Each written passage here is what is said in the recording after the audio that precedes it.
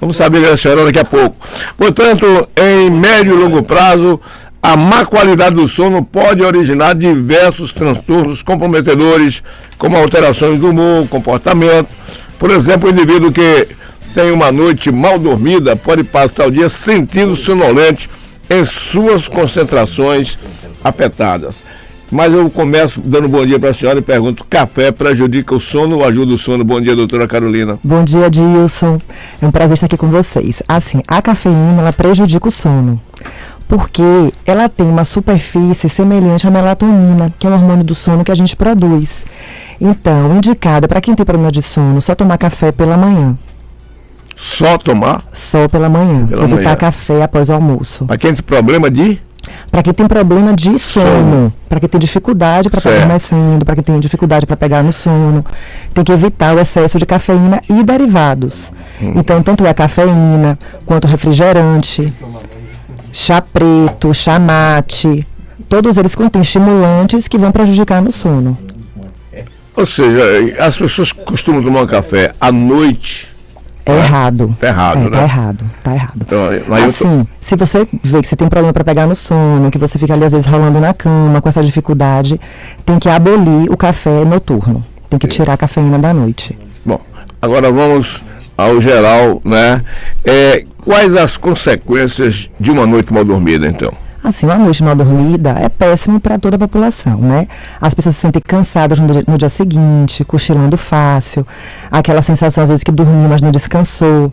Porque é a noite que a gente produz hormônio, é a noite que a gente consegue memorizar o que a gente aprendeu durante o dia, fora diversas doenças que podem acontecer por uma má qualidade do sono.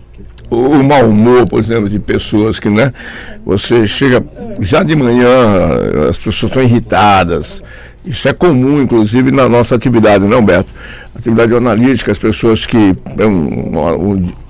um dia estressado, eles dormem mal à noite. Por exemplo, hoje, nós temos o nosso colega que chegou 4 horas da manhã, está dispensado do trabalho. 55. Né?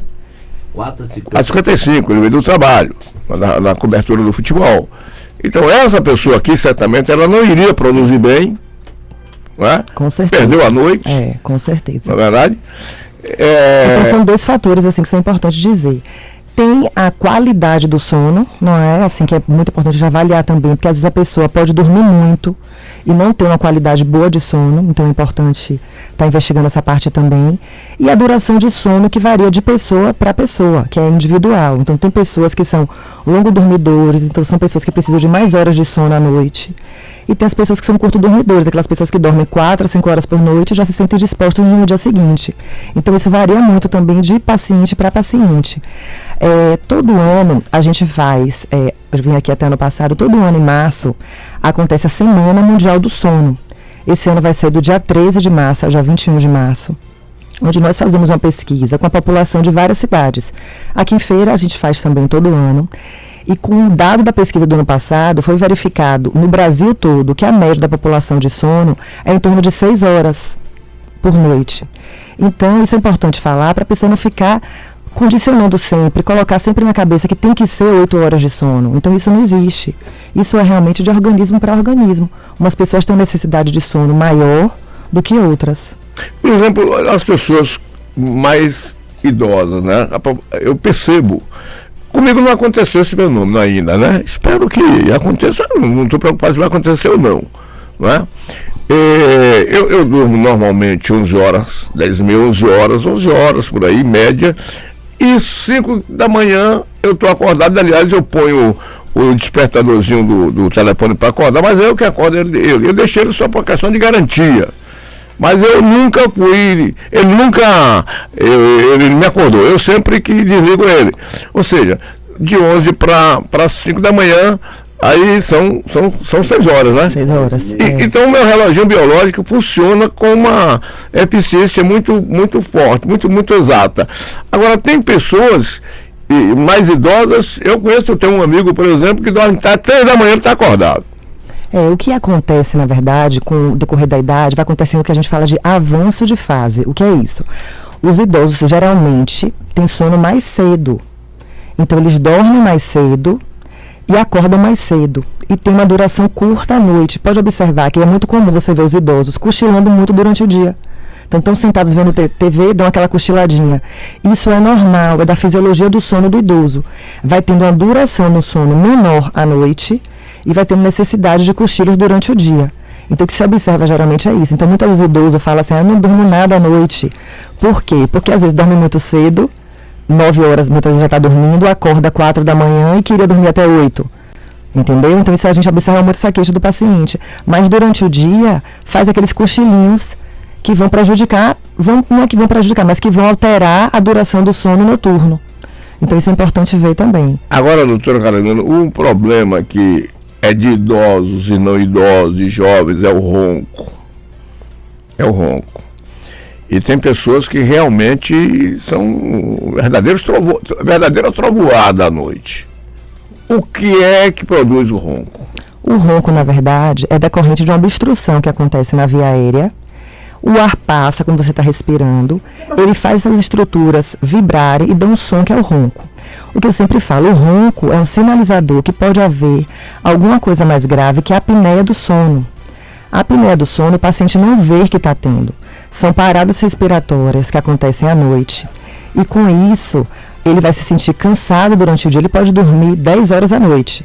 Mas no dia seguinte ele acorda como? Acorda sentindo sonolento, com aquela sensação de que dormiu e não descansou, pode cochilar o volante, o que é um perigo. Teve uma pesquisa que provou que 20% dos acidentes automobilísticos, essa pesquisa foi em São Paulo, acontece por conta da apneia do sono. Então o paciente cochila sem ter culpa, por conta do sono não reparador, que é a apneia do sono, fora muitas doenças que a apneia pode gerar. Então a apneia aumenta a chance do paciente ter uma pressão alta, aumenta a chance de ele ter uma diabetes tipo 2, uma cirrose, um problema no fígado que é uma cirrose, mesmo não alcoólica. Então a apneia do sono é um problema de saúde pública mesmo, que tem que ser diagnosticado e tratado da forma correta. E qual é o tipo de tratamento para... Existem vários tipos de tratamento dependendo do paciente. Então, alguns casos são cirúrgicos. Outros casos existe um aparelho intraoral, que é um aparelho que coloca, que você usa à noite, que é um aparelho que o dentista, especialista em sono, coloca, que promove o arranjo o avanço dessa região mandibular. Existe o CPAP, que é uma máscarazinha, que é um aparelho de pressão positiva. Existe tratamento com fonoaudiólogo, que pode acontecer também. Vai depender da anatomia do paciente, da gravidade do quadro. Então, isso varia muito de paciente para paciente. Ana Paula me falando aqui de um caso concreto de uma pessoa que está conversando normalmente, está conversando assim, ativa, de repente, mais do que de repente, pega no sono. O que tipo de comportamento seria esse? Aí a gente tem que fazer um diagnóstico correto, porque existe uma doença chamada narcolepsia. E existe outra doença chamada cataplexia. Então, são doenças que são mais raras, mas tem que ser diagnosticadas. Então, são doenças, a narcolepsia, o paciente está conversando, de repente ele pega no sono. Então, é um sono profundo que o paciente tem. Esse paciente muitas vezes é tido como preguiçoso, porque é um paciente que não consegue realizar as atividades diárias mesmo. Então, aí precisa de tratamento medicamentoso. A gente trata e consegue mudar a vida desse paciente. Então, aí já é um quadro diferente. Então tem que ser feito o diagnóstico direitinho, porque existem vários tipos de doença que podem gerar sonolência diurna. Então tem a apneia do sono, existe a sonolência diurna idiopática, que o paciente às vezes tem uma sonolência e você não consegue achar o motivo. Existe a narcolepsia, existe uma síndrome de perna inquieta, que o paciente tem uma necessidade de mexer a perna a noite toda. Então aí o paciente realmente tem que ir na consulta para a gente estar conversando, fazendo a anamnese direitinho. Fazer a polissonografia, que é importante, que é o exame que o paciente passa a noite na clínica para a gente poder investigar o sono desse paciente, para estar tendo um diagnóstico correto. Então, nem sempre esse paciente que sente sonolência diurna não quer dizer que seja apneia, pode ser várias outras doenças do sono. As pessoas mais gordas dizem que elas têm uma tendência a ter mais problema de ronco. Isso. Tem algo a ver? Pode ser a pessoa obesa, gorda ou isso influencia? Influencia muito, porque quando a apneia do sono e o ronco está diretamente relacionada à circunferência cervical, que é a largura do pescoço, e a circunferência abdominal, que é a barriguinha. Então, assim, tudo que você engorda por fora, você engorda por dentro também. Quando você engorda por dentro, você tem uma obstrução dessa via aérea. Então, fica muito mais fácil o ar que está passando ali tocar nas estruturas e fazer a estrutura vibrar e dar o som que é o ronco. Então, se o paciente está magro, é como se ele tivesse uma via aérea mais ampla. Então, é muito mais difícil esse ar estar tocando e fazendo a estrutura vibrar e dando ronco. Então, emagrecer é muito importante para os pacientes que roncam e têm apneia também. Não quer dizer que seja só a obesidade a causa. Tem muitos pacientes jovens, magros, e que têm alguma obstrução que leva ao ronco e à apneia também. Então, mas alguns fatores predispõem à obesidade. Muitas mulheres na menopausa começam a roncar, porque aumenta a flacidez da musculatura. Então, essa musculatura fica mais flácida, faz com que esse caninho da respiração se feche mais fácil. A própria idade, então a idade está muito relacionada à apneia e ao ronco, então com o decorrer da idade também, essa musculatura vai ficando mais flácida e facilitando o aparecimento de ronco e apneia. Então são vários fatores associados e criança também ronca, é importante falar, né? Agora um grande problema é que as pessoas que roncam não acreditam que roncam tanto. Verdade. Não é verdade? É verdade. Não é? É porque ninguém ouve o ronco. Mas quando você chega e diz, rapaz, você. A minha mulher, por exemplo, nessa noite você roncou demais, que nada, você está conversando. E as pessoas realmente não acreditam que roncam tanto ao ponto de incomodar tanto a outra pessoa, sobretudo um casal. Isso. E é importante, o companheiro é muito importante sinalizar, porque o que eu sempre falo, o ronco incomoda quem está dormindo junto com você. Mas a apneia não, a apneia faz mal para o paciente. Então tem pacientes que estão com os hormônios todos alterados, a pressão muito alta, por conta de uma apneia. Você trata a apneia e você muda a vida daquele paciente, entendeu? Bom, o certo é em março, né, que nós vamos ter? Em março. A partir de 13 de março a gente vai estar no Shopping Boulevard. Nós vamos fazer campanha aqui em feira em vários lugares. 13 a 21 de março é a Semana Mundial do Sono. Então acontece no Brasil todo e aqui em feira eu que coordeno essa semana. Pois é. Então, doutora Carolina Almeida Grimpel, é isso mesmo? Falei certo? Grimpel, falou. Pedir só para a doutora falar rapidamente aqui, porque a mulher grávida ronca, né, e porque o bebê também ronca tanto. Tá falando com o domínio de causa. Peraí, você quer saber se o bebê ronca? Você quer saber se o bebê ronca? Não, porque o bebê ronca também. O bebê ronca? Ronca, mas a doutora falou aqui agora. Muitas crianças roncam, muitas crianças roncam. Na barriga da mãe? Na barriga da mãe não. Não, porque ele falou aí, o Biro falou de grávida. Foi, eu entendi isso. Porque, falando da grávida com o bebê, ronca. Foi, realmente. Eu entendi, porque ele falou da gravidez. A pessoa grávida que ronca, eu entendi.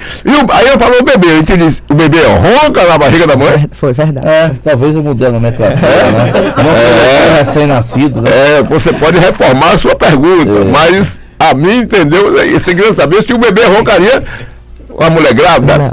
Ela sim, mas o bebê não. A gestante, ela ronca por essa obstrução da via aérea mesmo, porque muitas das gestantes tendem a ganhar peso, né, e a própria compressão do crescimento do bebê faz com que essa via aérea fique mais estreita. Então, muitas vezes a mulher ronca, depois que tem um bebê, para de roncar. E criança, existe. Quando é bebê muito pequeno, o que é importante a gente dizer? A respiração do bebê pequeno é exclusivamente nasal. Ele não consegue respirar pela boca. Então, qualquer obstruçãozinha pode dar essa respiração ruidosa. E quando vai crescendo um pouquinho, depois dos 6 meses, pode começar a acontecer uma hipertrofia de amígdala e de adenoide.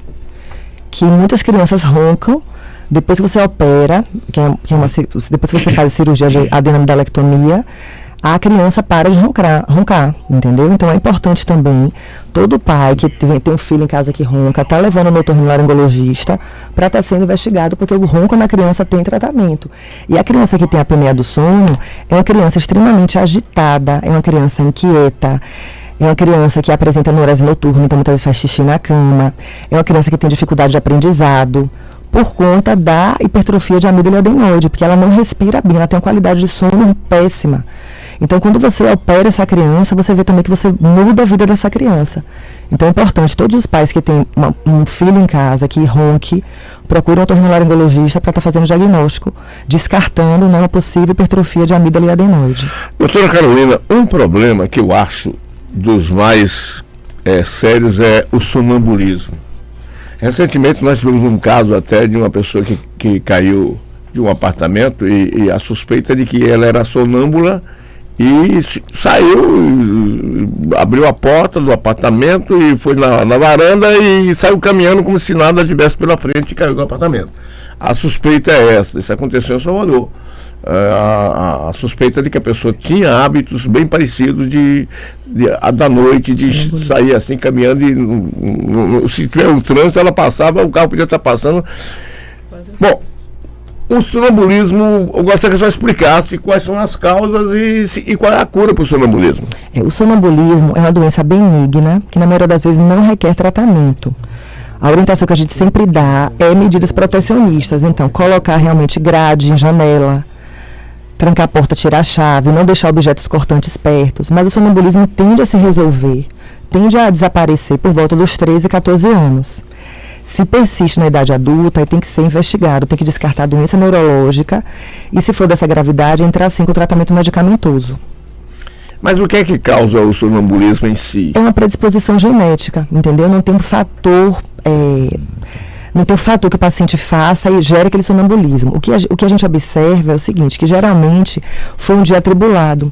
Então, ou o paciente na noite anterior dormiu mal, ou o paciente está muito agitado. Em crianças já observa muito, crianças ficam muito em telas. Então, costuma apresentar uma maior chance de apresentar o sonambulismo. Mas não tem uma causa determinada. É uma predisposição genética mesmo, mas geralmente tende a se resolver na adolescência, tende a desaparecer na adolescência. Eu vou lhe fazer uma pergunta que eu não sei se está dentro da sua área ou não está, mas é uma curiosidade que eu tenho. Por exemplo, a hipnose. Eu vi um caso aqui no nosso estúdio, de um centro que hipnotizou e botou a pessoa para dormir, para roncar. E depois, numa bater de dedo, a pessoa acordou e no outro mundo. Aí eu pergunto, isso é um problema, sei lá, ligado a alguma coisa, a sua atividade? Não, de hipnose eu não entendo mesmo. Mas eu digo o seguinte, esse fator, porque eu presenciei aqui no estúdio, você tem que fazer com uma colega nossa e colegas nossos aqui, que o cara botou para dormir, assim, botou para dormir, a pessoa arrancou aqui na minha presença. E não foi fraude não, viu? Não foi a pessoa que foi se dispôs a fazer a cobaia, você quer que é? Não foi arranjado não, foi Vero. A Vero. Aí eu pergunto, isso tem algo a ver com o quê? Não, cientificamente eu não sei te explicar. Não sabe, né? Não, hipnose não. Mas a pessoa roncou. Dormiu mesmo na hora. Foi o nome dela? Tamires. Tamires trabalhou aqui com a gente, né? Foi, Tamires. Negócio, eu fiquei impressionado. E, então, algo que se passa desse mundo que coisa que a gente não explica. Não tem explicação, né? Não tem explicação. Eu não consegui realmente entender, mas que dormiu aqui, a menina dormiu e roncou. Depois, ele instalou o dedo de novo. Instalou o dedo, ela acordou. Eu também já fui hipnotizado, ficava dormindo com o meu neto, aí botava musiquinha de Iná e dormia também. A música Seu caso é realmente muito o seu problema é outro. Agora eu fiquei impressionado, foi exatamente com essa. E outra coisa, ela foi para um outro mundo, ela olhou o estúdio aqui, quando ela acordou esse estúdio, quando ela estava hipnotizada aqui, era o estúdio da Globo. Ela viu o William Bonner, foi isso? Ela me olhou e... William Bonner, foi? É verdade. Tô falando sério. E depois que saiu da hipnose, ela ficou toda assustada do que... Algo que eu fiquei assim impressionado, porque eu não acreditava que fosse aquilo, eu achava que aquilo era uma fraude de circo, de televisão, mas eu pude provar que existe esse fator. Se você me perguntar o porquê, eu não sei, mas que ela dormiu, que ela roncou. Eu digo, de repente, pode ter uma hipnose inconsciente também de alguma pessoa. Talvez fosse essa pergunta que eu gostaria de fazer. A pessoa pode inconscientemente ficar no estado de hipnose? Isso eu não desconheço mesmo disso, hipnose. E a música de Nadilson? Ô Miro, você hoje veio muito preocupado com o negócio de nem deixou ele dormir de novo. É porque o seu bebê não está deixando você dormir? Você sabe quantas mulheres tem nesse momento com crianças que passaram a noite acordadas? Eu sei. E marido também. Eu sei. É muito. São muitas. Em criança. Eu sei. Criança, E você está vivendo isso agora. Porque você ser pai já essa altura, depois de criar os filhos, voltar a ser pai de um bebê, é algo assim que merecedor do nosso aplauso. E eu fico feliz em ver que você hoje é um pai muito mais carinhoso do que o que era, né? Porque a gente vai aprendendo, a gente vai ficando mais velho, né, doutora? E vai aprendendo. Ontem, aliás, eu vi aqui um pai que esteve aqui desesperado no programa Linha Direta. Ele veio de São Paulo, não veio do Mato Grosso, procurar a mulher que fugiu com os filhos. 3 crianças, ele estava desesperado, chorou.